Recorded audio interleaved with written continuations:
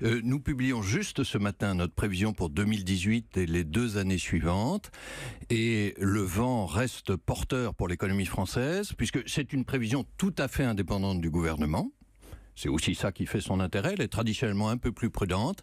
Nous voyons 1,6% de croissance pour l'économie française cette année comme les 2 années suivantes. C'est supérieur à la vitesse de croisière habituelle de l'économie française. Donc 1,6% au lieu d'1,7%, c'est votre calculette qui arrondit à la baisse ou vous êtes plus objectif que le gouvernement? Encore une fois, nous conduisons nos travaux de façon tout à fait indépendante. C'est traditionnellement plus prudent, mais je crois qu'il faut regarder derrière ce qu'il y a ce chiffre plutôt favorable. Est-ce que cette décimale en moins va affecter encore une fois les Français? Mais la question n'est pas la décimale en moins. Nous n'avons pas regardé la prévision du gouvernement. Je vous dis, traditionnellement, c'est un peu plus prudent, mais il faut regarder ce qu'il y a à l'intérieur de ce vent qui reste favorable. Ça veut dire beaucoup de création d'emplois encore en France. Nous attendons autour de 200 000 cette année. Ça veut dire du pouvoir d'achat pour les Français, y compris avec une inflation qui va un peu baisser, un pouvoir d'achat d'environ 1% par an cette année comme les années suivantes. Et ça veut dire, et c'est évidemment très important, un taux de chômage qui va continuer à baisser. Il faudra essayer qu'il baisse encore plus vite. Mais nous prévoyons un taux de chômage d'environ 8% pour la France métropolitaine à la fin 2020. Alors restons sur la croissance. La croissance de la zone euro n'est ni à 1,7 ni à 1,6, mais bien à 2,20. Pourquoi sommes-nous les mauvais élèves de l'Europe? Est-ce qu'Emmanuel Macron et le gouvernement n'ont pas encore eu le temps?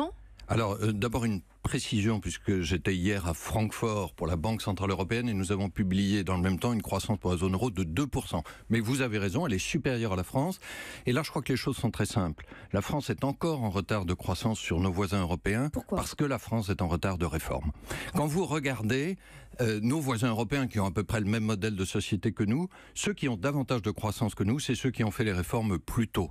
Et donc, il faut que nous profitions absolument de cet environnement favorable pour poursuivre les réformes. Qui sont suffisantes ou qui ne sont pas suffisantes actuellement? Pour rattraper le retard sur l'Europe, dans notre prévision, faite de façon tout à fait indépendante, nous prévoyons que la France rattrape le train européen en 2020, d'ici 2 ans.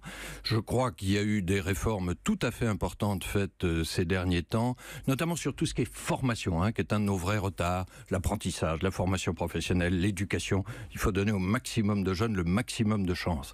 Il faut aussi rattraper notre retard sur les dépenses publiques, parce que pour le même modèle social que nos voisins, je crois que c'est pas la peine de se comparer hors d'Europe, mais si on se compare à l'Allemagne ou même à l'Italie ou à l'Espagne, le même modèle social nous coûte plus cher, donc il faut qu'on fasse des progrès là-dessus. Tout le monde veut payer moins d'impôts, avoir moins de dettes, mais il faut limiter les dépenses.